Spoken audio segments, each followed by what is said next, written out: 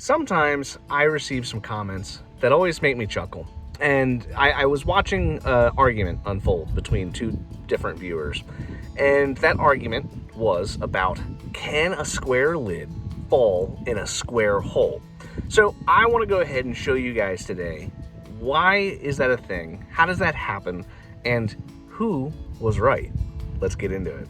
So the very first thing that came to light is I posted a video talking about how a square lid can fall into a square hole.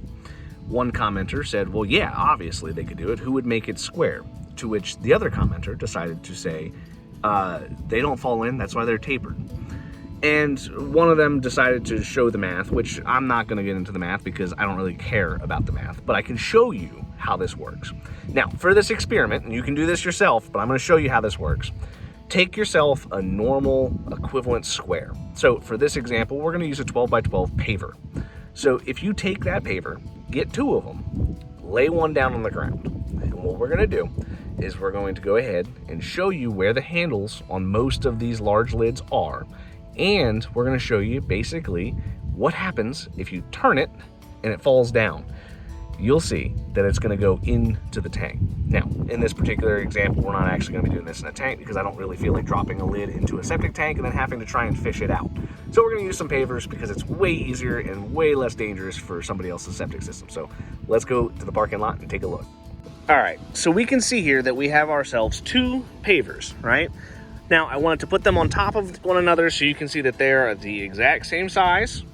There's no trickery to this whatsoever. We see that they are a normal 12 by 12 paver. So, we've got two lids, right? You'll see that each of these edges are the equivalent length, meaning that this is square. This is where it's going to get interesting. So, if we take our square lid, we pull it up, we hold it like this, we will see that the lid doesn't fall in, right? But let's just say that we put this in the middle, right? So if we put this in the middle, you'll see that again, doesn't fall in. But the moment you start to rotate it, guess what? Now you have a sizable gap. Now you might be saying, well, maybe there's a slight taper to it. Even at the most aggressive taper you could have, it will still fit in a square hole. Most of the septic systems that had square lids did not have a taper. Square lids aren't a super common thing in septic systems. Generally, you'll see these on houses before, maybe 1970. You might still find one every now and again in the middle, early 70s, depending on where you're at. Specifically, like Howard County, you'll see that a lot. But it's only going to be older systems that would have these square lids, usually in the middle of the tank.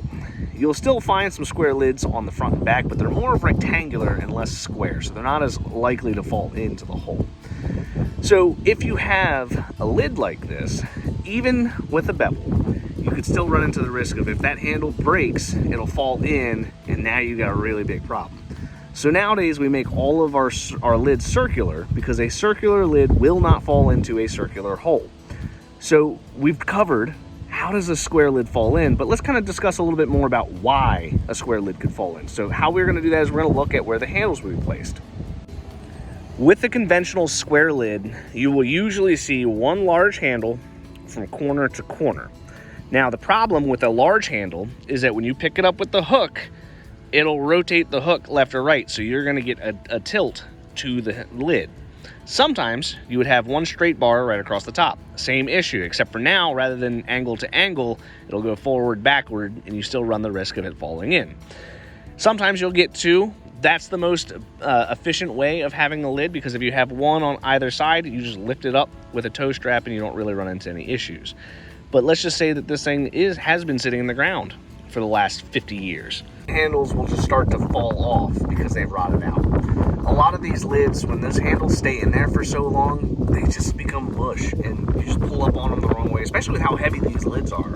It'll just pop right off. So you could be halfway through the lift, and then all of a sudden the handle gives way, and now you're stuck. Or the worst is when you go to put the lid back and the handle breaks. So now you got to figure out how you're going to get that 100-pound lid into the hole without a handle.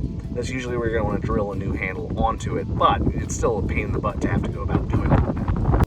Square lids are always the bane of my existence. Can't stand them. Hate them all the time.